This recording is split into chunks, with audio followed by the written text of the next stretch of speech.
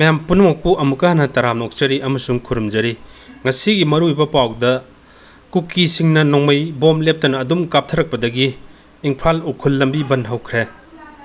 maruina red zone area da leiriba zat regiment khutakta laktho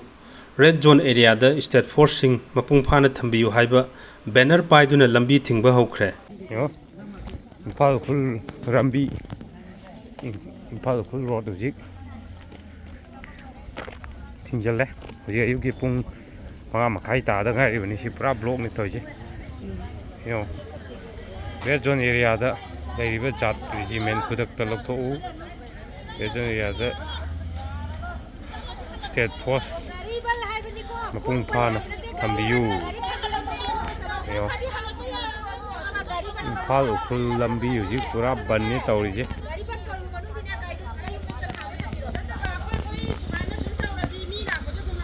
tana moina dum nongmai kapthare na haibagi ni nongmai je kaptharakpa khoigi leptri phoba khoigi bal je makha tana dum chathagi ni haina ji tawri si yang popi bazar gi ji oiriba ngasi gi phibam ni date 6 ki aduna hoi Ukhrul chatkadaba isi nausing laga ju kana roi pura banni makha tarakpa update ta pgn mitei dagi asumna update tarokli moirang trong lawbida hojik khut thoknari bom yumlakta tasilla alert maira ima sing changsin biu makha tarakpa update ta surchanda judoka semboi mitei na asumna phongdorokli Kuki ga naknaba mafam khuding kuki singna marang turang litpa sing lokthok tanaba anoba lalong silliba asida aikhoi cheksin si makha tarakpa pawda ngarang ahing more da nomai kapnaba da kuki ama sire mahaki maming Mr. Tongtho Khau Lupho kawe hari makha tarakpa pawda pongnafam pawse digi kalam amatang lokhat charke CM Sinokpa natraga suspend animation thambagi wafam ama kanna ngangnarakli Kuki na satharakpa drone bombing gi attack matungda BJP ki national spokesperson amasung party asigi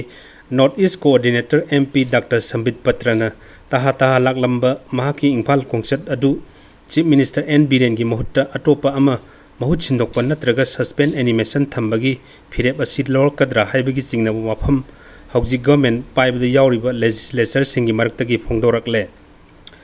Laibak pokpa numitta Imphal la thunglakhiba Sambit Patrana mahaki khongchat aduda state asigi chief minister N Biren BJP gi state president A Sardar Devi Manipur legislative assembly gi speaker T A Saitra Batra amadi atai minister sing tongan na unaramlaga ngarang nungthil deligi damak Imphal thadokhibani press na phangba pawgi likhul amagi matunginna Sambit Patra gi khongchat asigi matangda ngasi nungthil pung ama taba matamda Chief Minister N Biren Singana ruling da leiba MLA singi oiba mifam ama kauki